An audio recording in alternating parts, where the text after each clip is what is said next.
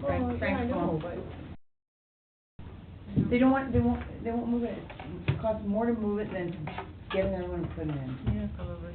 So the story goes, but maybe now it's sold in. Hello, Ms. Mayor. Good evening. Good evening. Where's my I have a grandson raspy tonight? throat. He's under the weather. Oh. So he called me a couple hours ago and told me that. So we'll try it. I know. Feels weird. Haven't been sitting in this seat for a long time.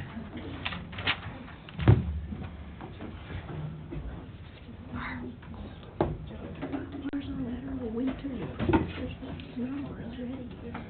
November. So do I don't call the regular meeting to order till after the public hearing. You're gonna guide me through this. Do you have that sheet that you have? I know, I get to read that out. I've always wanted to read it. When you get to the part, I'm not laughing at that. I know, it's the part that I really want to laugh at. The part that you don't want to get too excited and Refrain refrain from, from yeah, showing your I was enthusiasm. over there going, Yes. holding No. my, No, unrelenting enthusiasm. so here it is.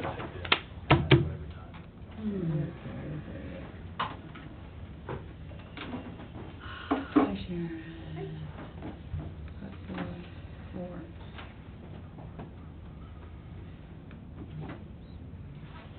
Do we know about any of the others?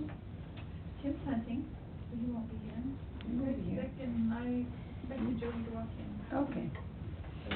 There she is. On cue. As expected. Jody. Loverly.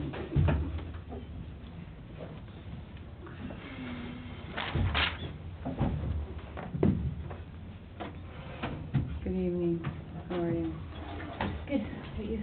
I'm fine, thank you.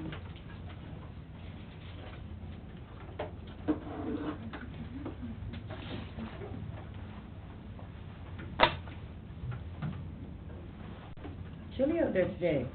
Kind of changed. That wind last night. Did it keep you guys awake? Kept me awake. It blew all the leaves off the tree. All the trees, I know. All of them. I don't want to rake them. I just want the snow on top. That worked. Yeah. Can I ask you a question after the meeting? I just don't want to forget. Going out banging the But tree and Yeah. get them to fall. When am I gonna do it? And then I said, oh, forget it, no more gonna fall. Scooped them all up, and then woke up in the we're morning. getting down. I thought you were. Yeah. Are you in on that? Are you in on that? Is What that is- just Isaac? That's just That's Isaac. just, okay. You're not in on that then? No. I let him put some trees on my property. He asked if he could. Well, my concern is all the trees that he's, Cutting down? yeah. Okay, we're under there. Clock says 6:59, there goes 7 p.m. Okay, folks, I guess we'll call this meeting to order this evening. The mayor is away under the weather, so I will do my best to lead us through this meeting with the help of everyone. So, we have a public hearing to start, of the zoning amendment bylaw 2558. And, do I read this now? Okay. So this is to be read to all the people that are in the gallery. This public hearing is being convened pursuant to Section 890 of the Local Government Act in order to consider proposed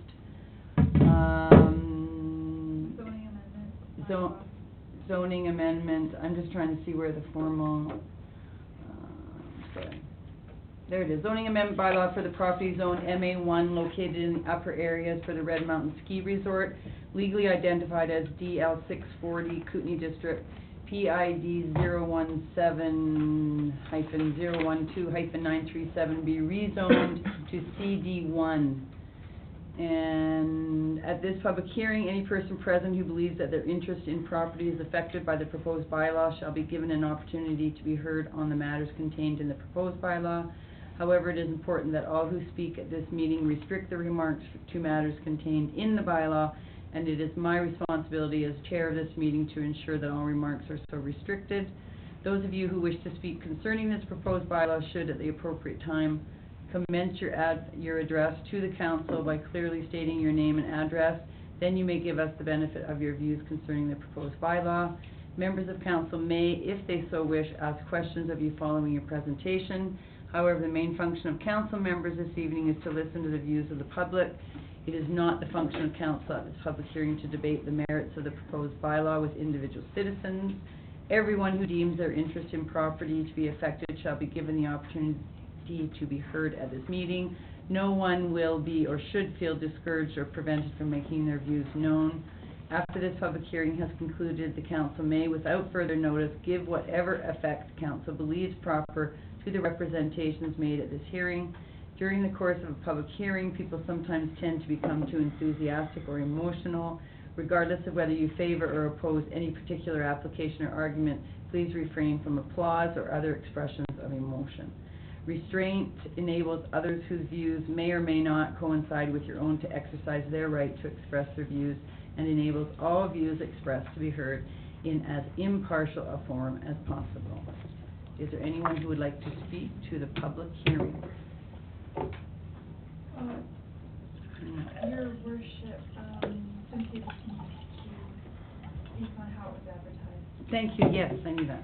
Could the corporate officer, or some lovely lady over there do so?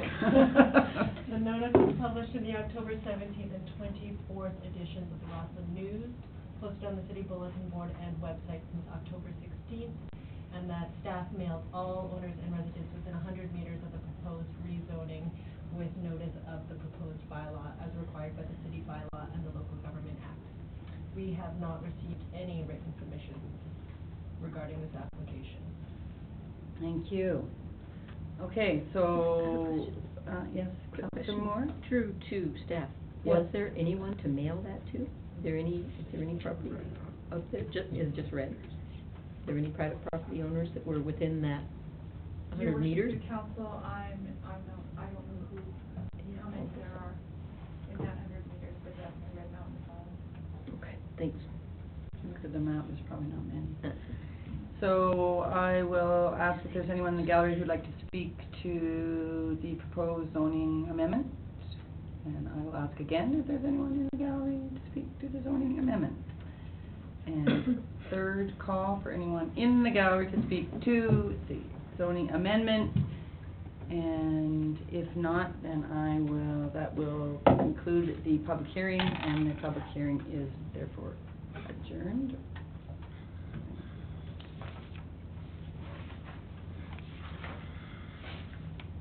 Okay, so moving right along to the agenda, the regular meeting of council agenda.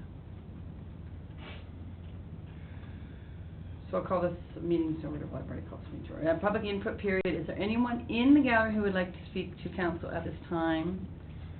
I do not see anyone, so I think I will just carry on. And could I have someone move the adoption of the agenda, please? Councillor Fisher and Councillor Moore. All in favor? Okay. And adoption of the minutes of the regular meeting of council held on October 15th, 2013. Could I have a mover and a seconder, please? Councillor Moore, Councillor Fisher. I have a comment. Oh, go ahead. I'd like to amend my members' report to state that I encourage the council to include members of the public in the budget discussions in a new way by forming committees to discuss service levels, community support, and facilities. And also that I had said the SC will be coming to council as a delegation to present information on the Royal Roads Innovation Learning Project that they attended. So, just so you Thank you. know they're coming. Excuse me, worship, Yes. for clarification, are those two additions or they're Yeah. amendments to ones that are actually? Let me go to where those minutes.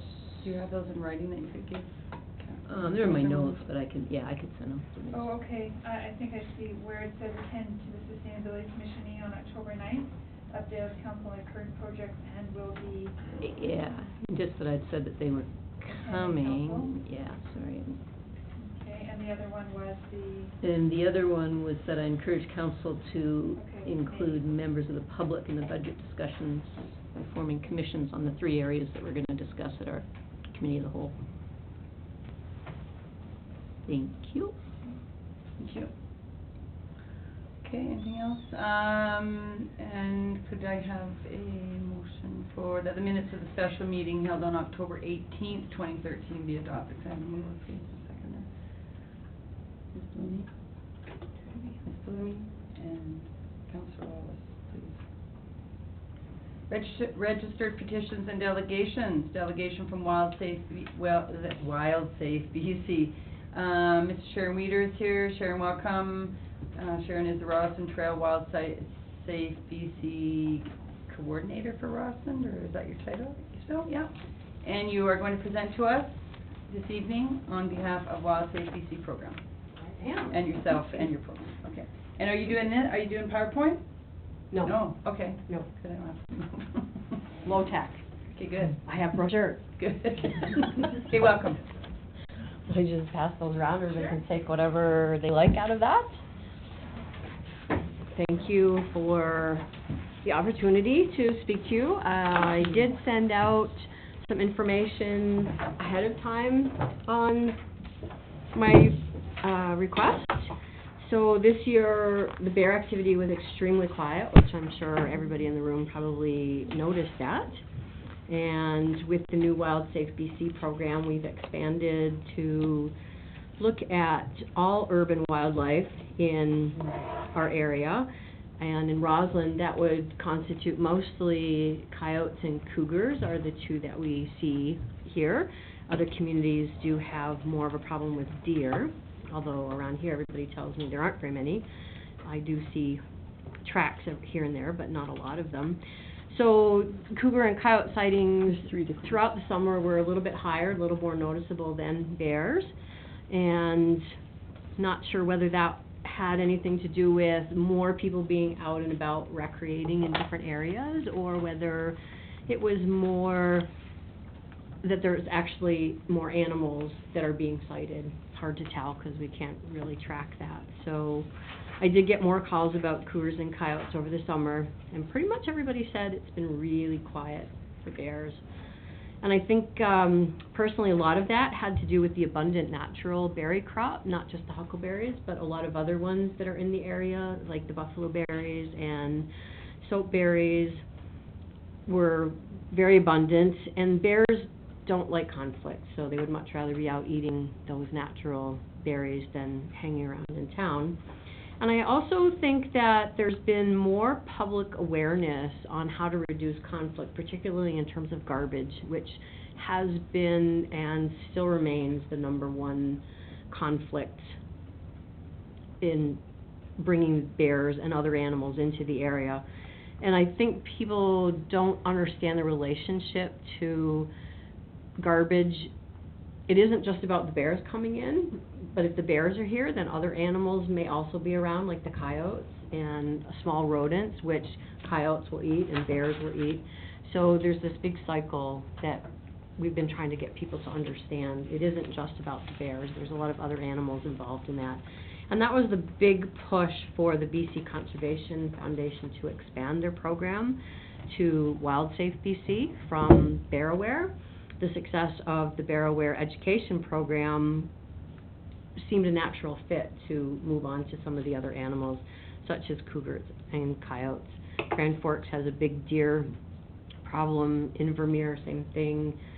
Squamish is mostly the cougars, and people don't talk too much about coyotes, although it is an issue in terms of pets. A lot of missing cat posters probably could be attributed to the fact that the cats were left out at night, and either the coyotes or possibly cougars, maybe bobcats might come in and prey on those, especially animals that are not in great health. So it's a big cycle, and I think that was the big push with the BC Conservation Foundation to expand to the other animals. People seem to be accepting it really well and asking a lot of questions. The new materials that went around the brochures offer a lot of good information, and also the new WildSafe BC website, which has a great feature on there called the Wildlife Awareness Reporting Program. Anyone that has been on there can see the WARP map. We've had a little difficulty over the summer getting it up and running completely, and it's had a couple of changes to it. Basically what it is a Google map, and people can go to their area where they live or places that they're planning on visiting, and they can actually see postings of different animals that have been sighted. These postings mainly come from the RAP line, which is the Report All Poachers and Polluters line, which is the 24-hour emergency line that we encourage everyone to call if they have either a sighting or a conflict with an animal, or if they're having a conflict with, say, their neighbor and their neighbor's garbage. A lot of times people think they just need to call when they're having a problem with the animals, but it's really also about creating a history for the conservation officers to look and say, hey, this person has had several neighbors calling in and complaining about the fact that they leave their garbage out, which brings the animals in, because a lot of people don't want the animals killed, they want something done about the garbage. And so that reporting line is also useful for people to call in and anonymously say, hey, my neighbor's leaving their garbage out and can somebody do something. So often what will happen from that, the conservation officers may call me and say, would you just go into the neighborhood and do some education or take a look around and find out what exactly the problem is? And then I can report back to conservation officer and say, here's what I can see. If that doesn't seem to change the situation, sometimes we can use municipal bylaws, which Tracy and I have worked together on a couple of situations. And if that doesn't work, then again, it can go to the conservation officer level, which they have a much heftier stick, a bigger fine that they can use to encourage people to comply. So that's a good process. The other big change that we did this year with the Wild Safe BC program is a group Facebook site. And although Rossland and Trail haven't used it, it's hard to say how much they use it. I don't know how many people are really into the Facebook, but it is set up as a group Facebook, so each community has its own page, and I've been posting different events and information on that and getting some feedback through that, and that's something hopefully that will expand next year as well. And then the Community Fruit Pressing Day, along with the abundant wild berry crop, we also had a huge local fruit crop. And I'm sure some people are aware of some of the issues right in Rossland that we had with fruit being dumped in places that were attracting mostly the bears. So the Harvest Rescue team with the Rossland Real Food Group, we worked together to get the information out there about contacting homeowners that had fruit that they didn't want, to let people know there's fruit available if you want to go and get it, and also to facilitate the Community Fruit Pressing Day, which was a great success with over 240 liters of juice pressed out of all local apples from the Rossland neighborhood. And so people got to remove that fruit from the wildlife, which is always great. So we've been doing that for quite a few years, and it works out really well. So the purpose of my coming today was to ask for continuation. We've had several 3-year agreements of support with the City of Rossland and the City of Trail to help fund the Bear Aware program. The Rossland Trail Bear Smart Committee is the group that actually coordinates putting the application in. So the money from Rossland and Trail goes to a complete program which excuse me, the BC Conservation Foundation requires a certain amount of financial support from the community so that they will then look at all the applications every year and decide who's going to have the community coordinator, which is what I do. And then also the last few years CBT has been putting in. So the breakdown more or less comes between Rossland and Trail at $2,500 each. Then CBT has been putting $5,000 in towards it, and then the BCCF coordinates with the Provincial Ministry of Environment to get funding as well. And unfortunately, this isn't guaranteed every year, so every year we have to put in an application, but having the local community support really makes a big difference in whether or not we're going to get that complete education program. There has been times like 2009 where we did not get the funding from the BC Conservation Foundation, but with the funding that came through Rossland and Trail, we did manage to have a presence, although it wasn't quite as strong as when we have the full education program. It was still a good way of getting out into the community and letting people know that we were still here. So the funds go towards paying a community coordinator. It also goes towards other special projects like bringing in the residential trash cans that people can see and trying to get the bulk order, as well as we had the 1 year the solar compactors on the streets, and also funds go towards display items like our bear skins and other educational things that the kids and the community presentations really love.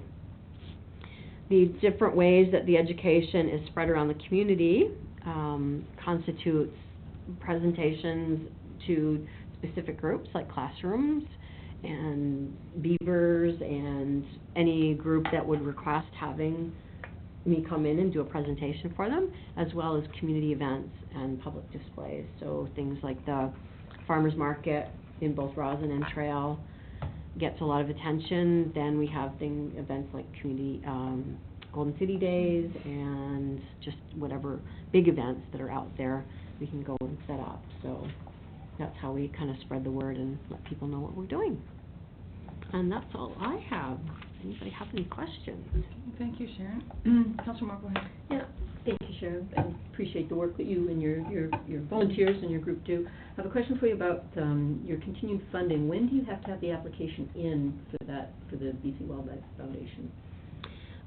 I believe the last few years it has been the end of March. Okay. Because, we haven't started our budget talks yet. Right, yeah. So there's always that.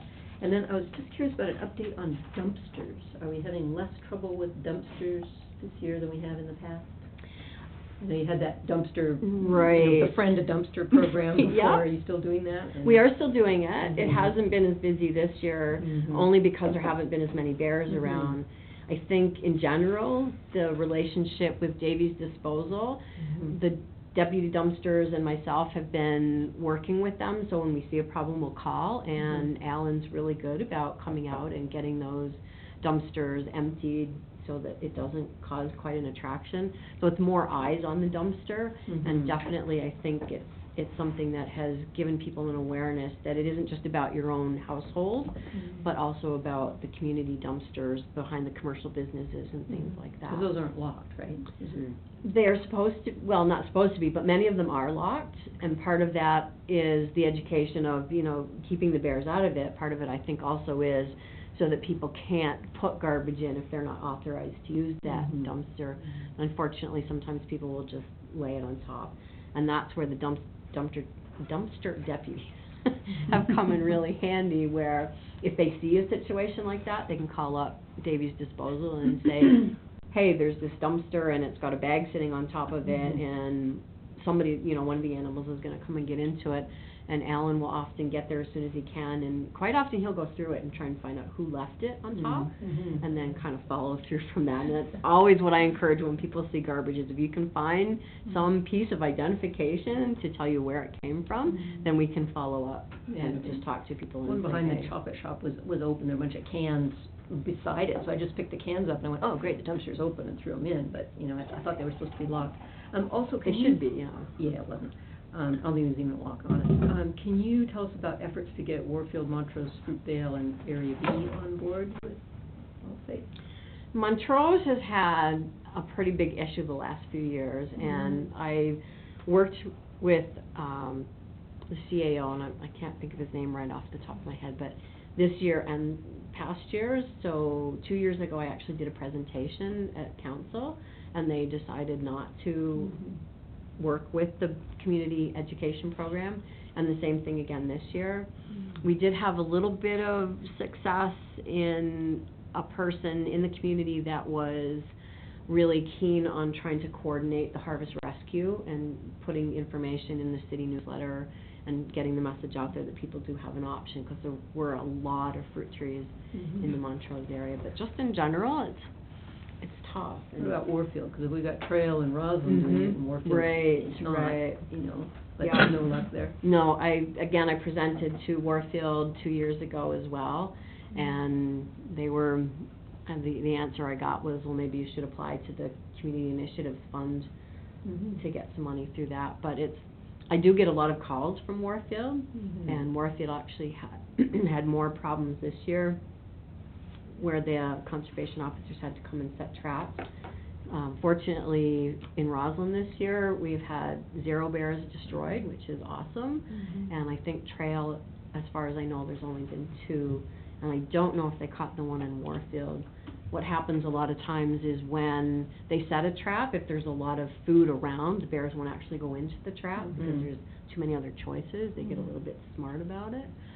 And one of the things a lot of people don't realize is they don't relocate the black bears because it just doesn't work. It either, if the bear is brought out a ways, it will either come back or it will follow its nose into another community because it's learned those smells of people's garbage or food. Or the other problem is that they can get into conflict with other bears in another bear's territory and end up being killed. So the resources aren't put towards it because it's just too costly. Mhm. A lot of people don't realize that. They think when they call and the trap comes and takes the bear away, he's going somewhere happy, and it's like, no, it doesn't. Generally doesn't work that way. Mhm. Thank you, and I'm looking forward to the 2013 report when we get that to us. Thank you very much. You're welcome. Anyone else? Council?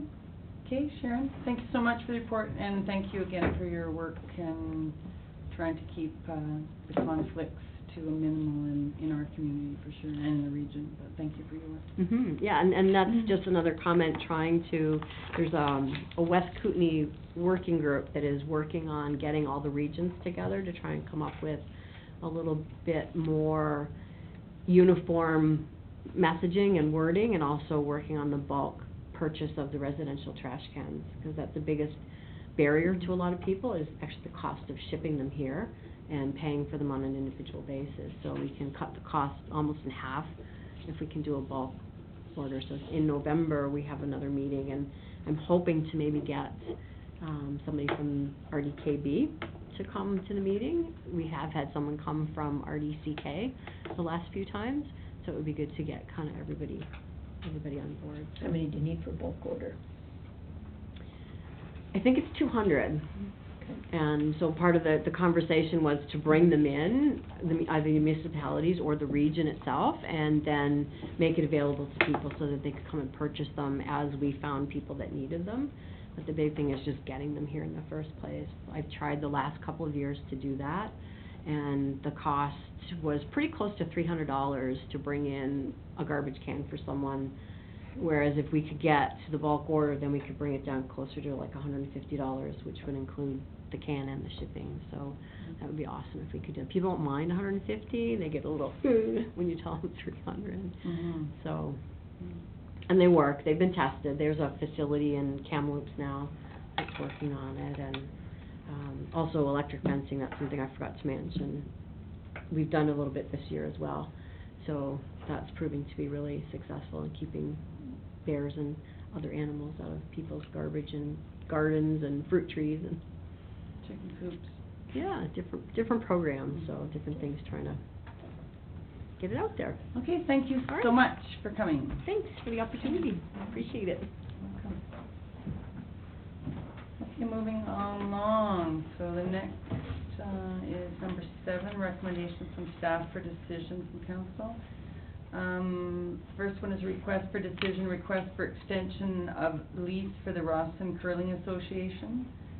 And the recommendation is that council directs staff to extend the lease with the Rossland Curling Association for 1 year, which is from October 1st, 2013 to September 30th, 2014, at the rate of $18,746. And if you all notice, that's a little bit higher by about $550 than the current charges. Councillor Moore. I'd like to make a different motion, and that would be that council refer the discussion of the lease for the Curling Association to budget discussions, and further that the Rossland Curling Society operates month to month under the existing lease until further notice. Seconder? Okay, Councillor Wong. Okay, Go ahead, Councillor Moore. well, I think this is one of the groups that, well, one of the many groups that we're going to be covering in our community support project.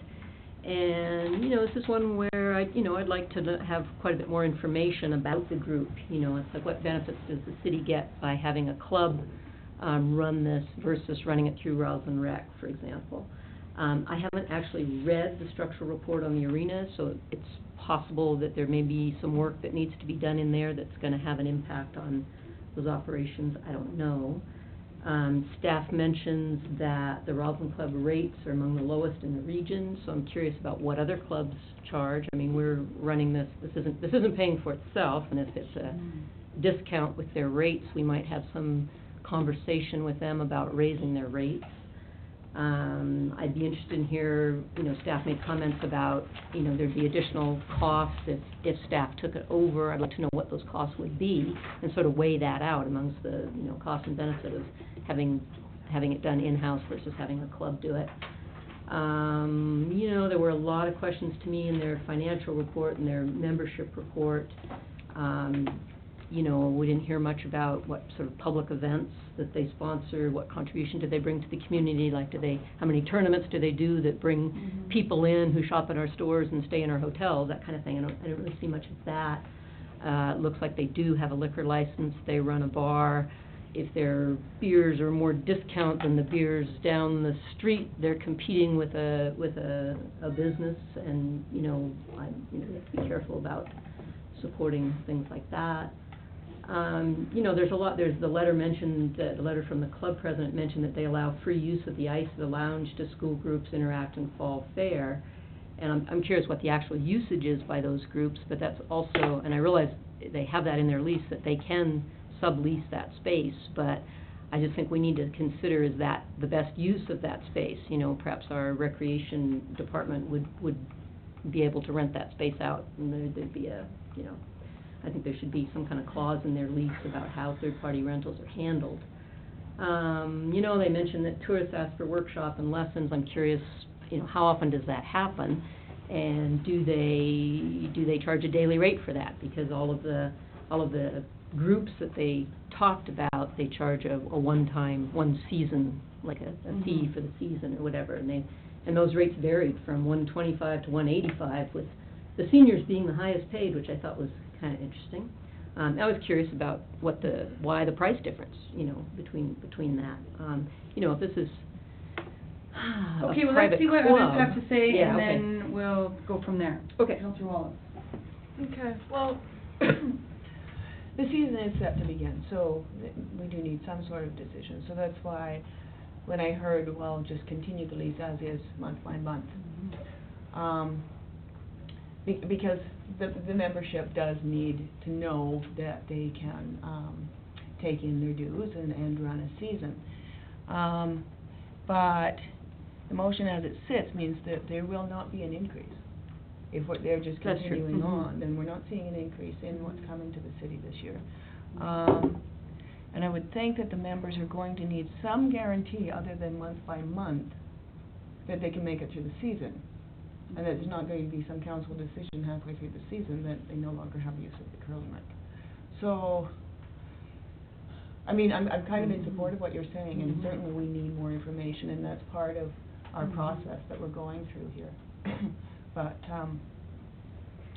we've got to deal with those questions as well. Councillor Fisher, go ahead. Thank you, Councillor. I'll vote against the motion, just because by the time we get finished budget deliberations, they're going to pull the ice out. It's about the same time. So if you extend it for a year, it's just this season. They pull the ice out. They're done. The staff recommendation makes sense to me. We're not going to get to it before then anyway, and we're going to request all the same information, and we're going to get an increase based on the recommendation. So I'll vote against it, and then put a motion forward saying go with the staff recommendation, just based on how long the season is. Thank you, Councillor Blumey. I agree with Councillor Fisher. Okay. As do I. So I will vote against this motion and vote in favor of the staff recommendation, in that it supports a bit of an increase, 3% increase, I believe, in order that that covers labor, the costs incurred by the city, the increases of the costs incurred. So I'll call the question then on Councillor Moore's motion to, would you like to read the motion, please? Moved by Councilor Moore, second by Councilor Wallace to further to budget discussions, and to operate on a month basis until budget discussions are completed. Okay. All those in favor? Opposed? It's defeated. So is there another motion for council? Councilor Fisher? Sure, I'll make the motion to direct staff to extend the lease with the Curling Association for 1 year, subject to the rate increase, and expiring on September 30th, 2014. Okay, is there a seconder for that motion? Councilor Blooming, thank you. Further discussion? Councilor Fisher, Councilor Blooming, Councilor Moore? Yeah, the only thing that I worry about a little bit, I suppose it doesn't really matter, because they do take the ice out in March, but I'm just thinking we have to sort of get out of this cycle of just doing the things we've always done and keep doing the things we've always done, and we're caught as it goes on. Curling is probably okay, because they'll be done in March, we'll have time to do something else, but I think we really do need more information and more deliberation about how we're spending taxpayer money, you know, if this is looking sort of more like a private club than really a service to the community. I'm not saying that I know that about it yet, but, so, I mean, I'll vote in favor of it just because they do end in March, but I'm really serious, we need to get more information on these groups, all of them. Thank you. Councilor Blooming, go ahead. That's exactly what we planned to do this summer, but then we didn't do it this summer, so we have to do it after tonight, and have to look over the answer tonight, so give it to them, and we'll deal with it as soon as we can. Thank you. Yeah, Councilor Fisher? I'd just like to remind council and anyone else that's listening that I made a motion to start budget deliberations in June. It got deferred. I wasn't able to attend the meeting and voiced my strong disappointment in that. And now we sit at the end of October with no budget deliberations at all. So I'm pretty ticked. You're correct. Yeah. And So we here have go. had some There we go. discussions, Anyway. that have led us to understand or have some understanding of the fact that we have some circumstances that we're not moving as quickly as we had hoped, for sure. Councilor Moore?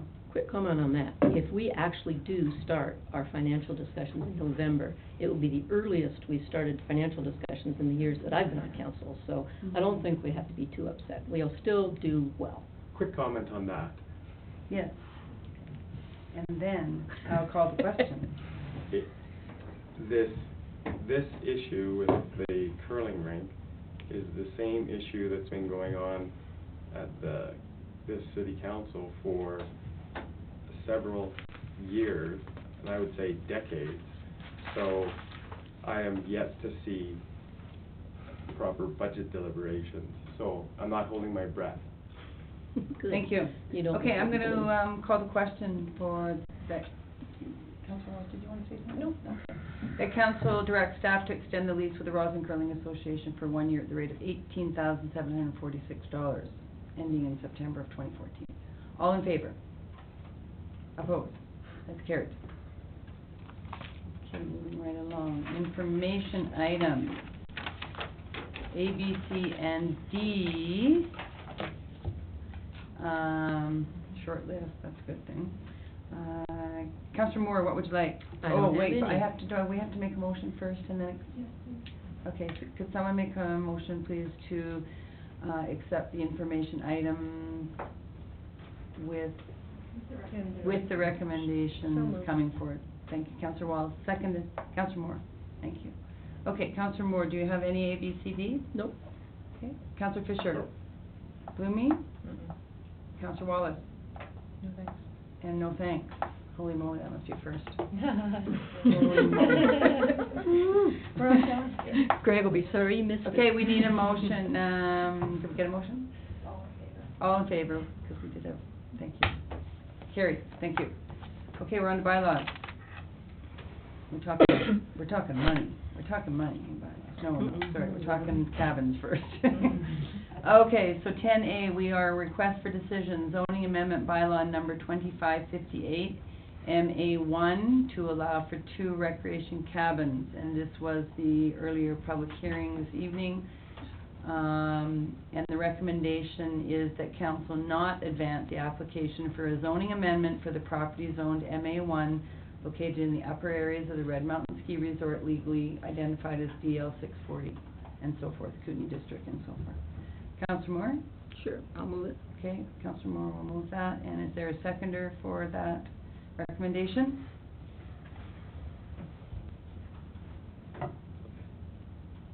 I really do have a procedural thing, I want to talk about it real quick.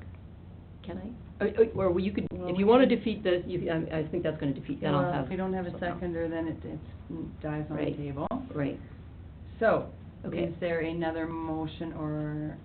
yes. Do you have a motion to Yes, make? I'd like to make a motion that we refer bylaw 2558 back to staff because there's no definition of an accessory recreation cabin in there, and, well, In the let's see, bylaw? I'm not, yeah. So I'm trying to make this into a short motion, and then I would tell you my issues with it, which are actually just sort of definition kinds of things. So let's say, the motion will be refer it back to staff to make adjustments to the definitions and sections, and to delete sections 2 through 5. And if somebody would just second it, I'll tell you why. And then you can defeat it if you want. So we better go down the bylaws.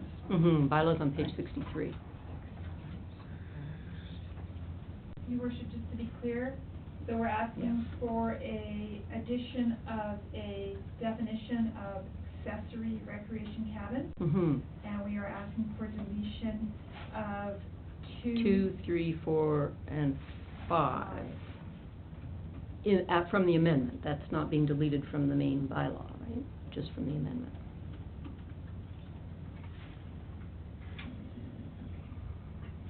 Come on, Jill, second it, so we can just, I'll I'll just tell you. second it to hear what Thank you you, have to say. Terry, just to hear what I have to say. Thank you, that's very polite. Sorry.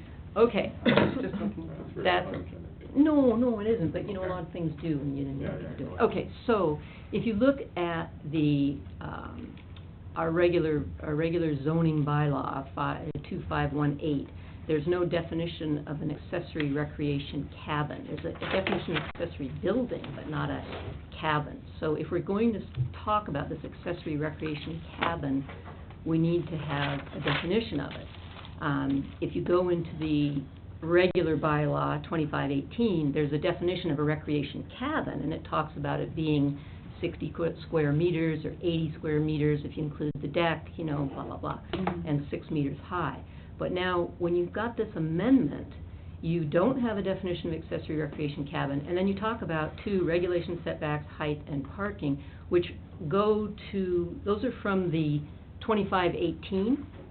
So, if you, I mean, unless I missed the intent of this, which I could have, because it wasn't here, but, like, I don't think we're talking about having a recreation cabin go to a height of 15 meters for principal buildings. For one thing, it isn't a principal building, it's a recreation cabin. And 6 for an accessory building, which is not an accessory recreation cabin. So if we're going to pass this, we ought to just add a definition of accessory recreation cabin and take away the regulations about regulation, setback, height, and parking, unless those are different from what's in our regular bylaw.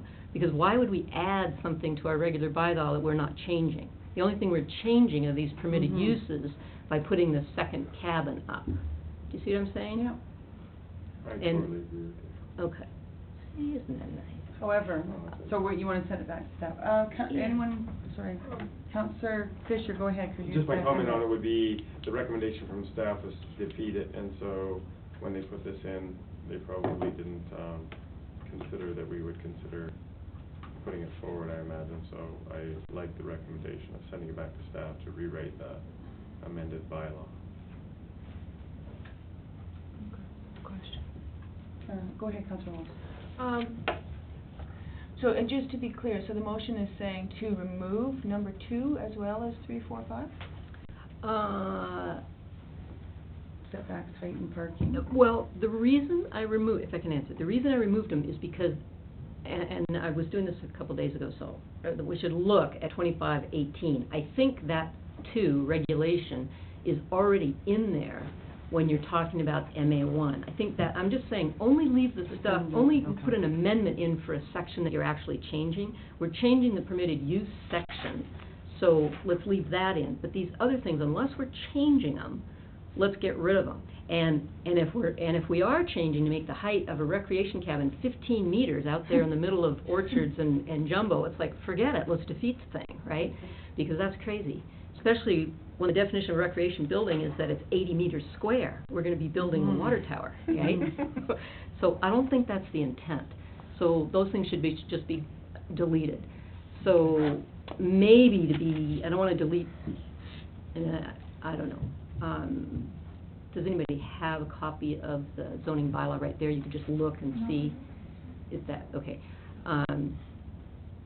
What I'd really like is just to leave in the permitted uses and take out the other stuff, because either it's already in our zoning bylaw and it doesn't apply to these recreation cabins.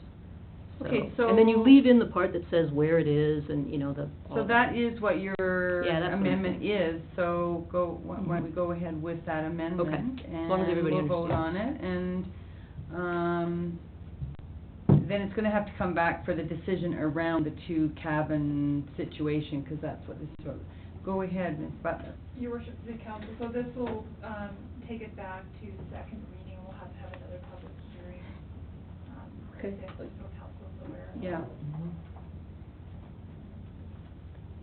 Well, Stacy's not here, so there's not much we can do if it's I think what you, going to be a conundrum. Could you have a suggestion, Ms. yeah, Butler? your worship, city council, I think, what council has spoke about here is probably worth defining a little clearer than what's in that bylaw right now. Yeah, because we don't want to be redundant, and we don't want to make an error because we have to make a decision on it with regards to a zoning amendment, so it's important that it's absolutely right. Thank you. Okay, so I'm going to call the question as per the amended motion. Would you like to hear it? Please. Please? It's not actually a amended motion. Oh, sorry, it's a new It's motion. a new motion. Yeah, The first sorry. one was defeated. Yeah. Could you read the motion out, Cynthia, please? That council refers the bylaw back to staff to rewrite the amended bylaw and to add the definition of accessory recreation cabin and to delete sections 2, 3, 4, and 5 from the amendment. Let's just say, assuming they are, If redundant. assuming they are, Redundant. assuming they're redundant to redundant. 2518, Yeah. right? Because if they're not, then we can leave them in. Thank you. Okay, so I'll call the question. All in favor? Opposed? Carried. Okay, so now I'm just gonna go way back up here. So now we are.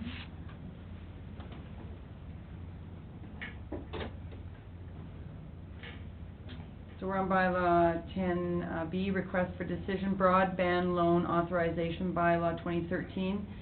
That council gives first, second, and third reading of bylaw number 2562, loan authorization bylaw. And you've all read the report, so we're looking for, what's that, 112,000? Is that what that number is, or 118? Thank you. Okay, does anyone like to make the motion? Councillor Blooming and Councillor Wallace, second, thank you. Councillor Blooming, anything you'd like to add or say? No. Councillor Wallace? It's time to proceed. It is. Anyone else? And of course, we got that $50,000 grant, so that was substantial. Okay, all in favor? Wait, I had one question. Sorry, go Question of ahead. staff, sorry. Just on the bylaw 2562, where it says the amount of existing obligations the municipality authorized under section 178 is nothing? We have nothing borrowed under 178? Under short-term rentals. And we don't, okay, perfect, thank you. Okay, all in favor? Opposed? Carried.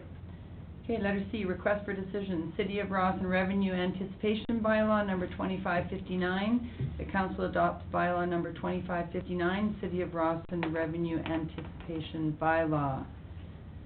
And I have a mover, Councillor Moore and Councillor Fisher, thank you. Councillor Moore? Anything to say? Nope. No. Councillor Fisher, okay, call the question. All in favor? And opposed? And that's carried. And letter D, request for decision, City of Rossland temporary loan bylaw number 2560, Columbia, Washington project. That council adopts bylaw number 2560, City of Rossland temporary loan, Columbia Avenue and Washington Street upgrades and related improvements bylaw. Have a mover for that, please. Councillor Fisher, second. Councillor Wallace. Councillor Fisher, did you want to say anything? No. And Councillor Wallace, I have a question. did you want to say anything? Councillor Moore? Yeah, quick question. Okay, so this is the borrowing to replenish the money that we spent for Columbia, Washington. So technically, this is money that we're borrowing to sort of pay for that. So I'm just wondering what that's going to cost us in terms of finance charges and whatnot to borrow this money. Sorry, your council, I'd have to get a whole, Okay. the MSA will issue us, depending on the rate, when we go out to borrow it. Okay, They'll issue out a sheet that shows us, great, how it goes. yeah. My point about asking it is that that's actually a cost of the project, and so when we have our final accounting of how much Columbia, Washington cost, it should include the finance charges, money that we borrowed to pay for the project, and I would say this would fall in that category and should be included if we're going to, I'm hoping that we're going to get that completely out to the public of the total cost of the project in the near future, and that would be something that would be included. Okay, anything else? Yeah, Councillor Wallace, go ahead. Just a comment on that. BC communities have a pretty amazing situation with the Municipal Finance Authority, and we do have very low borrowing rates, and we also have, a debenture return at the end of it. So just for the public to be aware that we are in a good position when it does come to borrowing. That's good. That's even more reason to tell the public what it costs, I think, because it is a good story. I disagree. Okay, thank you. Call the question. All in favor? And opposed, and that's carried. And letter E, request for decision, 2014 permissive tax exemption bylaw number 2561. The council adopts bylaw number 2561, 2014 permissive tax exemption bylaw. Can I have a mover for that, please? Councillor Moore, Councillor Fisher, seconding, and anything? Councillor Wallace? I just have a question, because I missed the last meeting. Were the permissive tax exemption that was applied for from the old parish hall? Yeah, they separated it out. Okay. They separated it out. Okay, thanks. Is that correct, Ms. Butler? Yeah, thank you. Okay, and we're on to members' reports. And it looks like Councillor Wallace, I can start. if you would like to, and underneath members' reports, it's got discussion regarding regional district of scrutiny boundary economic development. I just wanted to explain to council, and I take any feedback that anyone wanted to give me. I have a meeting that I will attend tomorrow from members of the LCI, and I'm not sure, there isn't an agenda, but the assumption is that there will be a request to use some of the unspent funds that have been given to the economic development function. There was a motion by the East End Services Committee back in March saying that any unspent funds at the end of this year would be returned to the regional district. And I think we're talking in the neighborhood of about 140,000, depending on, that's the last numbers that I saw anyway. So they have they've morphed a bit and changed since the decision to end that service at the end of the year. They do have a staff person. They have one staff person now instead of two. So their expenses are lower. And they are continuing on, and they are doing, some viable work for the area. So really, this is just an opportunity for me to take any comments from council. Go ahead, Councillor Moore. I was going to update the group on the LCCDT meeting, which we had a presentation from Terry Van Horn, who is the one remaining staff person there, who's been working on this attraction employee, you bring new residents to town, and it's actually really exciting. And I would say some of the other things that they're working on are good projects. it's sort of too bad I didn't go first, and I would have told you what I know about what all that group is doing that feeds into the LCIC. I would say, my point of view at this stage is to leave the money with them. And I mean, it's not $140,000 from us, right? That's the whole region, right? And see how they go with it, actually, because there's some good work going on, actually. So that's my feedback. But and I'll tell you more when I get to my members. Thank you. Councillor Wallace, do you have anything more? No. Does anyone want to add anything to or suggest to Councillor Wallace with regards to that fund?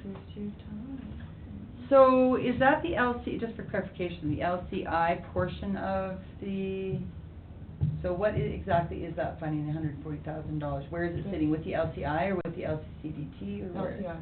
With the LCI. So, and they're working to the end of this year, correct? But some of the projects are cooperative, right? Yeah. Yeah, sometimes difficult to know, but, no, it's supposed to be LCI. Okay, I'll continue on then.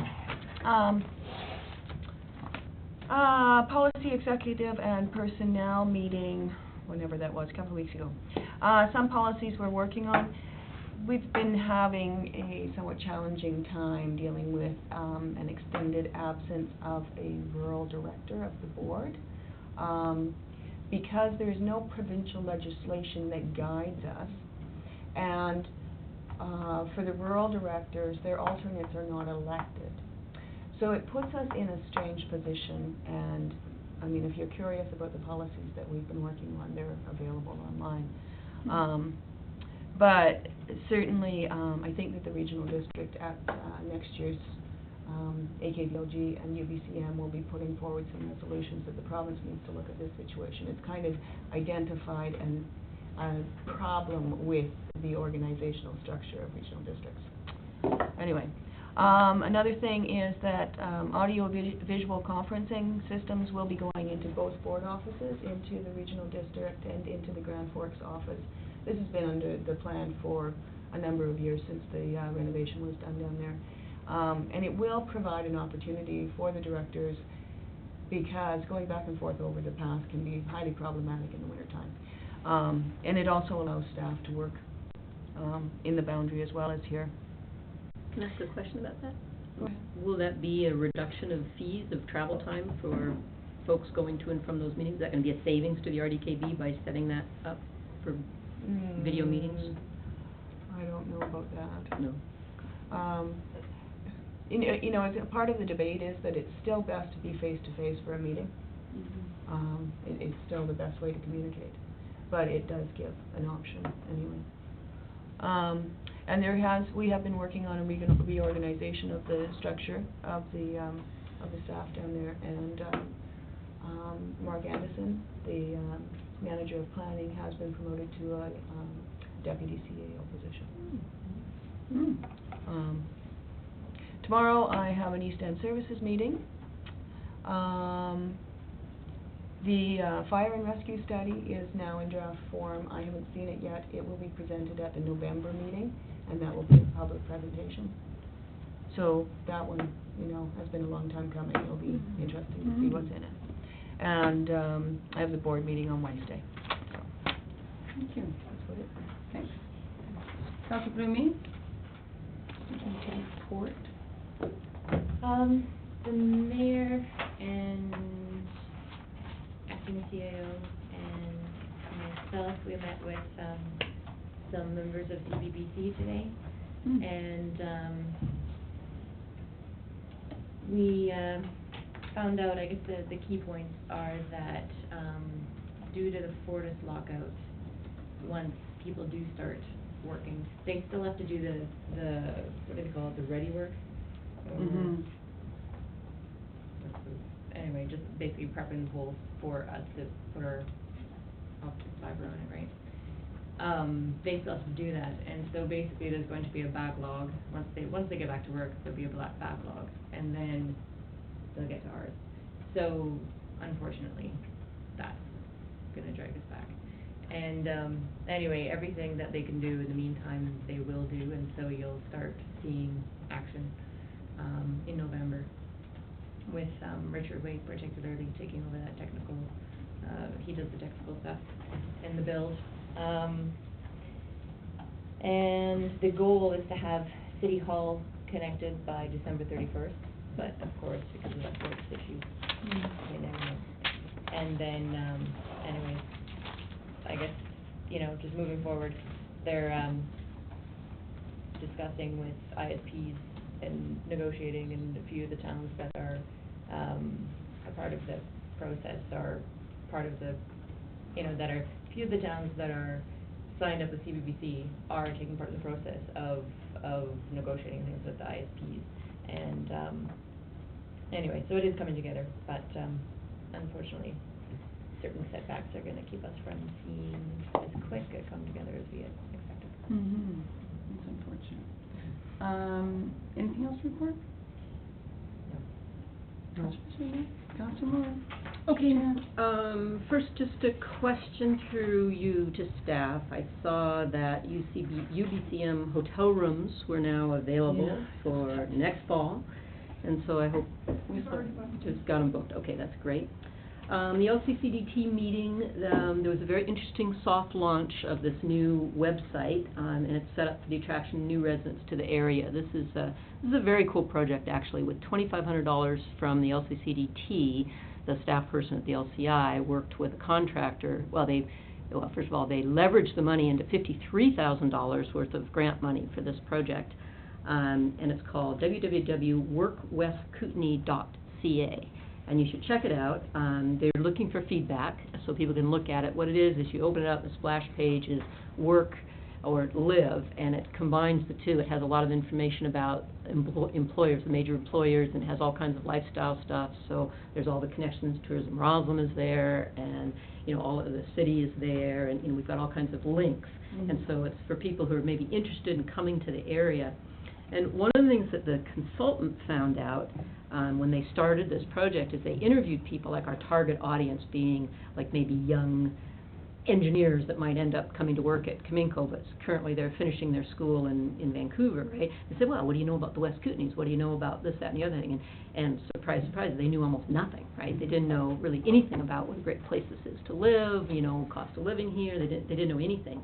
So part of what this website is going to be doing is sort of educating people. So that was that, and they're doing a big outreach with it too. The project continues. The website is up. There's sheets on it that you can, if you're an employer, you can download a number of sheets, put them in this very cool little folder. On one side is this information packaged about the whole area, the whole Lower Columbia region. The other side, the company would put their own information, you know, whether it's tech or whoever, or ThoughtStream, you know, and then they can send that out to people who are interested in, you know, that they're trying to recruit, or, you know, the hospital can do it for doctors or whatever. It's pretty cool. They really did a nice job with it, I think. All employers can be linked to it.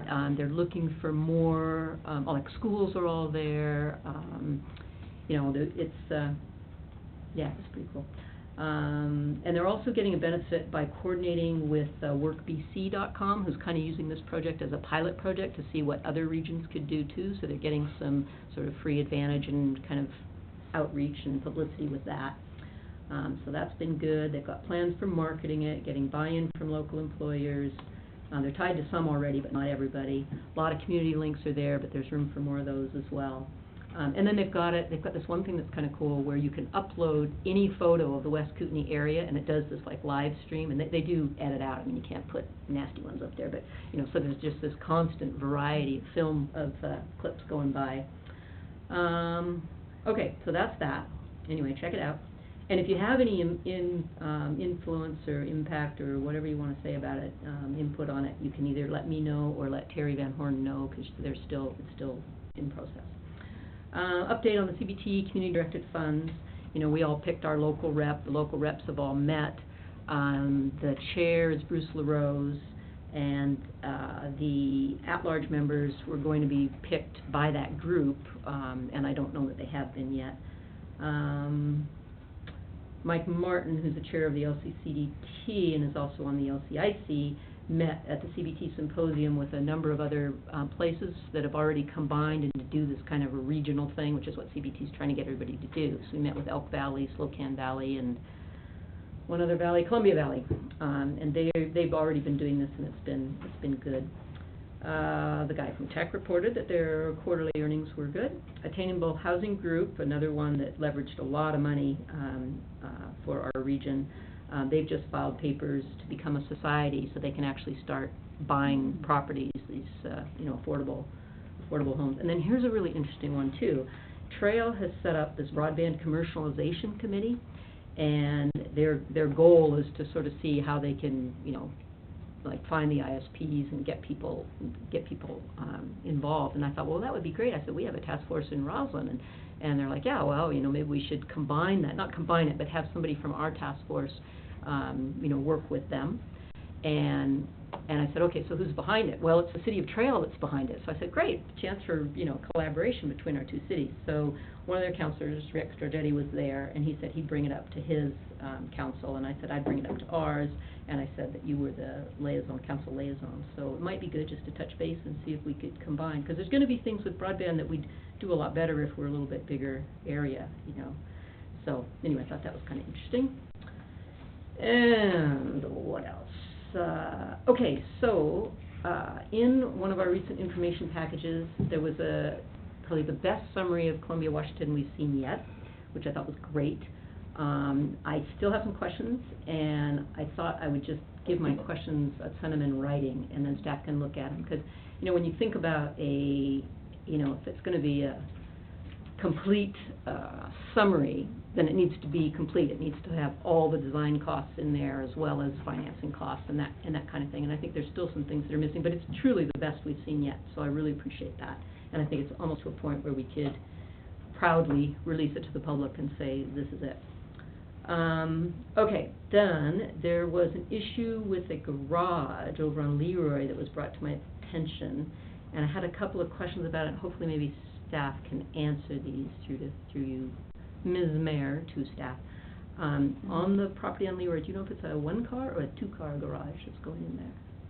I'm trying to think which one on Leroy or Utah. The little, yes. It's a two-car. Two-car garage, okay. What you refer to as mushroom, it's got a wall in the center and it goes out, it's almost like a key. Okay.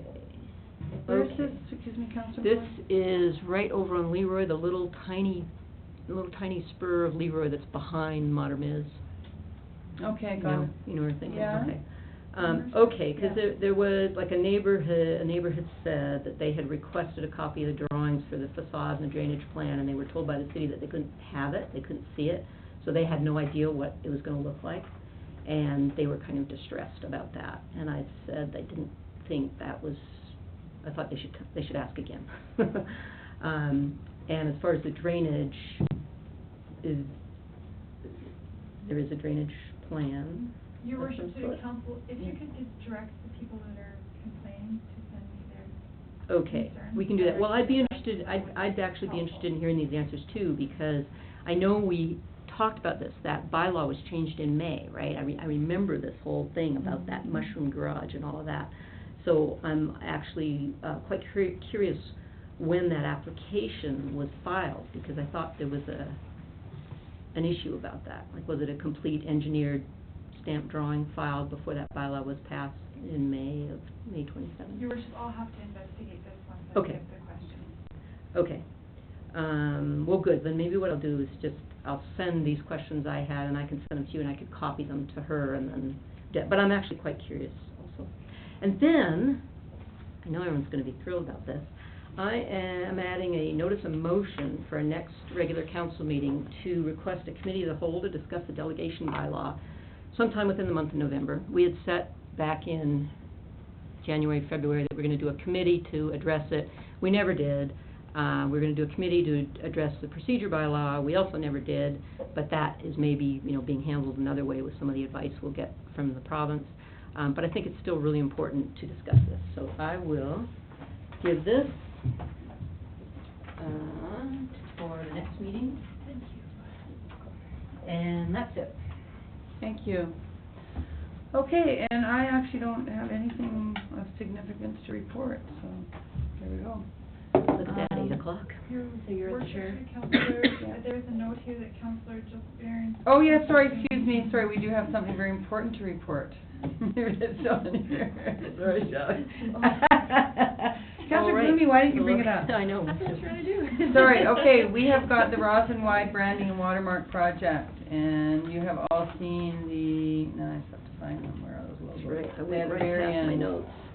Okay, very end of our package, and so just for everyone's understanding, the mayor asked myself, Councillor Moore, and Councillor Blumey to meet with the graphic artist, who is Shelley Ackerman, and graphic designer, and we met with Shelley a few times, and she came up with improvements or things that we wanted added or shown, or and in collaborative, in the nature of collaboration, we got together, and these are the ones we thought we would bring to council for your perusal and hopefully decision. But if we decide to make a decision tonight, we'd have to make a motion through members' reports, which we can do. So, how do we like to approach this, councillors? Well, I'll make a motion. Okay? Okay, I'll make a motion that we accept 1A. Trying to I'll find look at 1A. 1A. Of course, my 1A is at the bottom. Oh, they're in reverse order, there we go. Yeah. So 1A is with the snowflake on the top and the bike tire underneath. And of course, there are different aspects of that with the City of Rossland, British Columbia, Canada. Do we have a seconder for the motion so we can get it on the table? Anyone would like to second? Second. Okay, Councillor Wall, thank you. Okay, so I think what we should probably do is all have a stab at giving our comments about the logos in general. So with that on the table, Councillor Moore, if you would like to speak to it, go right ahead. Okay, I'll speak to it. You know, I think when you're looking at a word mark, you're never going to be able to express all aspects of a city. Like in this one, I look at it and I say, okay, well, it captures the sporty side of it, and even, you know, you've got snowflake, you've got the tire, and the whole thing almost looks like a boot print, so you got hiking. You don't have culture, you don't have heritage, you don't have, you know, any of that. But then I thought, you know what, you sort of can't say it all in something, in such a small graphic, and I thought that is, you know, I could see it on the side of a truck, I thought it looked pretty cute. So I thought it would be okay, and plus we are trying to promote our lifestyle. It's one of the things that we're going forward with, so I thought this one did that, part of our lifestyle. Thank you. And Councillor Wallace, did you want to speak to that one or any others? Well, I do find that word mark to be the most striking that I've seen as we've gone through this process.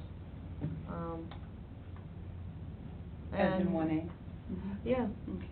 yeah, no, I think that it's simple enough, and yet it's got enough meaning to it, so, yeah. And if I could, just, you know, the graphic designer really worked hard on trying to make that tire look more like a tire, because of course we had lots of conversation around there, and I think she hit it on the nose, or on the valve, or whatever you want to say. Councillor Blumey, what would you like to say? You know, I actually prefer 2B but without the frame, so, I guess that means I vote against this motion. Let's just go to 2B and we can all look at it, which is at the very top one, I think, yeah, with the frame. So Wait. without the frame, I mean, so basically 2B, but just without the black framing on top, and so basically just So the it's top line and the bottom line would be 2A gone. with black instead of 2A with reverse Yeah. out. Yeah, So, but 2A is reversed, right? well, Mhm. 2A is a bit, yeah, I mean, we can't, anyway, similar idea, yeah. So you like with the frame out 2B? Yep. Okay. Because I think it does, I mean, it hints at all the aspects that, Councilor Moore said, we do and don't have in the other one. This one does kind of, and, I don't know, that's just a preference, or something. So you feel with the kind of the trails and the road there that it lends itself to sports as well as with the buildings, the other aspect? Yeah, I think that the building outlines, it, gives the impression of, yes, it's a mountain town, and it's, you know, the interesting frames of buildings, so it's, you know, got that heritage aspect to it.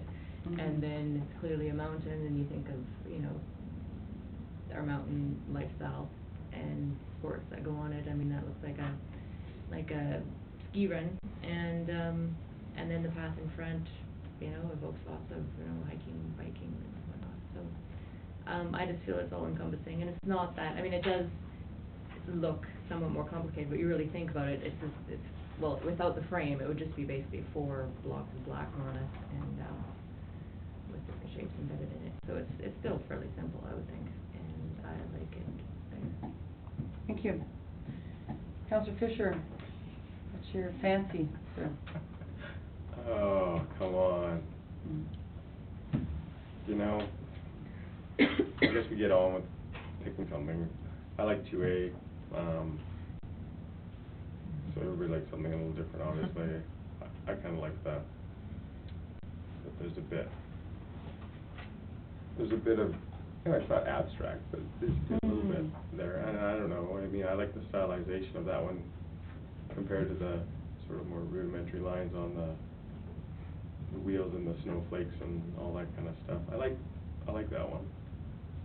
But, you know, at the end of the day, are 4 city councillors, you know, qualified to pick an artist's word mark for the city that's supposedly going to stay with us for a while? I'm not saying we shouldn't pick one tonight. I'm just saying, you know, we're trying to pick something to help market the city that can go along with all of our other marketing material. And really, at the end of the day, it doesn't really matter, I guess, a whole lot what we pick, but for our own taste, are any of us really qualified for? I'd rather ask, which one do you like? If you read the letter I included, you. Yes. Yeah, I didn't read it. I didn't read it. I said 1A. 1A. Yeah. But my second choice would be 2B. So there's a little wrench in the works. Okay, my turn. Yeah. Order. So, yeah, this is why we struck a committee, and then we tried to get it down to something that we thought would be manageable. Well, you know, we've got 5 people here trying to make a decision for 4 different types of word mark. But, you know, I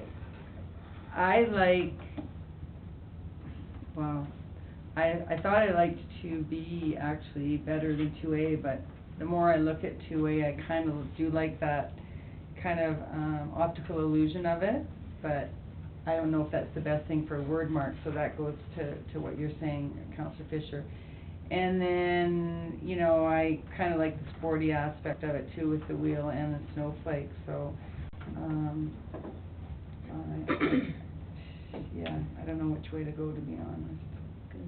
When we got to the end of the committee work, it was, I liked them all. And I actually like, I'll be honest, with the wheel and the snowflake, I like 1B better than the separation of the snowflake and the tire, because it gives me the feel of movement, almost, with that snowflake and that wheel side by each, which is, yeah, 1B, as opposed to 1A where they're split, but that makes City of Rossland more prominent than the 2 symbols. So what would we like to do? So we really I'd like to make another comment. Yes, go ahead, Councillor Moore. The reason I picked 1A was because I think it stands out well, and when you think of where we're going to be using these, it's like going to be on the side of the truck, it's going to be on, you know, stationary, it's going to be out there, so that one to me pops. But listening to Councillor Fisher, I think he makes a very good point, and we could put this out to the press, give them all 4 designs, and make it kind of a fun community contest, right? You could put it up and have people vote, and then however many people, and there's going to be more than 5 people in the community that vote, so it's more than just the 5 of us choosing. Let the community choose. You know, I mean, why not? Right? Put them up. You guys write up a nice little thing, and make a little interactive community thing, and away we go. Is there any rush at this point that we should finally make a decision? I don't think there's any rush on this at all. Ooh, the decals are still on the truck Is there a back rush on there. this, ladies? We're Yeah. waiting to launch the new splash page, so. Okay, so you're looking for this to be decided upon by Whenever it's ready. whenever it's ready. I like the idea of, sending it out to the public. I do. Okay, what would be the simplest way to do that, so that time, Mhm. thinking of time is of essence, and that we need to, go ahead, Councilor Blooming. Okay, sorry, I just wanted to say that I could be, I mean, 2A I would also consider. So if we are actually just getting closer to actually just deciding right now, I could do that. If, I mean, as far as the splash rate goes, I mean, technically we can just put up City of Rossland as it looks right here, but then have the, the current crest or something in front of it. I mean, we could, that could probably still happen, and then it could just get swapped up afterwards. But, Oh, I see. Mhm. But, as far as, I mean, maybe we need to consider, the people that we're involving in this kind of survey process, if they're interested in being involved in it, maybe, I don't know. They were nodding their heads, I saw. Nodding off, that's different. Well, here's a process of elimination that might work at the table right quickly. You can go with, there's 4 choices, right? Mhm. So, Yeah, we can do do you it. like the 2's better or the 1's better? We pick that first. Then from there you go, do you like the A or the B better, and we'll have a solution. We could, but I like the idea of involving the public. Time. Time, okay, sure, let's do it that way, Want to try that? sure. So, Ones or twos? A 50-50 choice Yeah. right now. okay, sorry, I was just looking, Shelley, what was your recommendation again? 2? 1A or. 1A? Yeah. So 1A, which is the wheels on the bus go round and round. And can I ask just one last question? Yeah, go ahead. And in this letter that I did not read, was Tourism Rossland consulted at all? Did they have any input? Tourism, Rossland. No. They've already Yeah. picked. They did on the initial They did remark the stuff for printing sure, stuff. Yeah. but on And the subsequent? city one itself, it was just the committee. We're just. Okay. Mhm. 1s or 2s? I'm ready. Okay, I'm so, I'm ready. Counselor, do we want to do this as just a little democratic go-around? Sure, go around. Okay, so, I'm just gonna put 1A, 1B, 2A. There, we're just doing ones and twos right now. Okay, 1s and 2s. Counselor Moore, 1 or 2? One. Okay. Just a moment here, 'cause I gotta make sure I'm looking at the right one. Yeah, remember Okay, the ones are Counselor at the Moore, bottom. yeah, okay. And Counselor Fisher, 1 or 2? 2. 2. Okay, so Fisher, Bloomie, and Counselor Wallace. I jumped the fence, too. Okay, Wallace. Oh, geez. You're dead already. You're dead already, your vote doesn't matter. 1 or 2, it doesn't matter, it's at two's already got 3 votes. Hi. Okay, so we're on 2. We're on to twos. We're on to A's 2. or B's? Two So, Bs to be or not to 2A? be, that is the question. So 2A is, no, yeah, let's, so 2A is without the frame, white, and when I look at that really teeny one, I don't really see much. It's white. Okay, Counselor Moore. 2B. Okay, Counselor Moore is 2B. Fisher.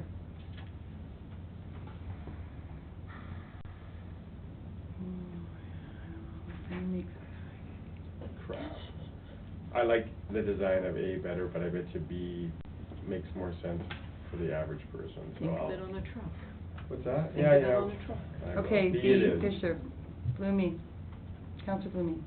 I was starting to lean towards A.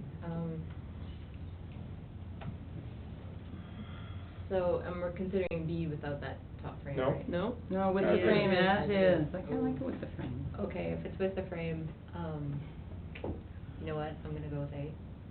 You're going with A, okay? I'm going with A. Oh, yeah! Oh, yeah! Jill, I got chocolate in my car. Wine and chocolate if you go with You're B. not just acting, Mayor, you are determining the word mark for this. Ooh, I'm gonna have to run for mayor making this decision. Yikes. I a recess and go and consult with my consultant. Okay, to be or not to be, oh man, the wild side of me, the creative side of me really wants to pick 2A, but I'm worried about it. Think of it on the side of a truck. Yeah, I know, I'm What's it thinking gonna about look it on the like? side of a truck. It's gonna look like. Can you guys convince me? Come on. It's gonna look like. cool on the side of the truck. A Eh? bug. I do, and I like the. Yeah. Okay, I'm going with 2A. I'm going out there, I'm gonna go with 2A. Right on. Oh goodness, what a traumatic decision. All right, Okay, we're done. moving on. All right. Okay, so we need Get a a motion to accept yeah. 2A, please. motion. So moved. Counselor Wallace, and seconded by Counselor Fisher, and all in favor of 2A. Opposed? done. And we're carried, and I would say that we are in adjournment of the regular meeting of council, and we'll be moving into in-camera pursuant to, 93, whatever it is. 9-1. 93, 9. You need a motion to that effect. And, Counselor, yes, do I have a motion, please? Counselor Wallace, Counselor Fisher, and this regular meeting is adjourned, thank you. Can we have a recess for a second? Do a minute, yep, you bet. In your book. Oh, it's there. just my dentine. Shelley, come see me. I stayed up too late last night. We had a bus ride back from Camp River. So got home at 3 o'clock. What do you think? That was my least favorite. I know, me too, me too. Oh. So funny. Oh, God. Isn't that So funny? funny. I'm just thinking of the greater population in a way. I should have been. Oh. I like it. But yeah, Yeah. I worry about it. No, I don't. Do I you think worry it's about great. losing it? No. Worry about it little. Yeah, well, little, that's why I'm looking at it like really little, but maybe we could put a frame around it really little. I like the idea of letting the community choose. I think that would have been much better. That could be sheer help. Huh? That would be hell, Sure. yeah. No, but you say vote by this date, and however many people vote, they vote, and you're I done. know. It'd be better than 5 of us doing it. Well, we did it. No, we did it, we did a committee, and that was democratic. Oh, no, I'm not saying, I'm just saying That it would was have the been route fun that to we do decided something with to the public. take. I think it looks pretty. It looks nice. You like that? Yeah, I think that's a good choice.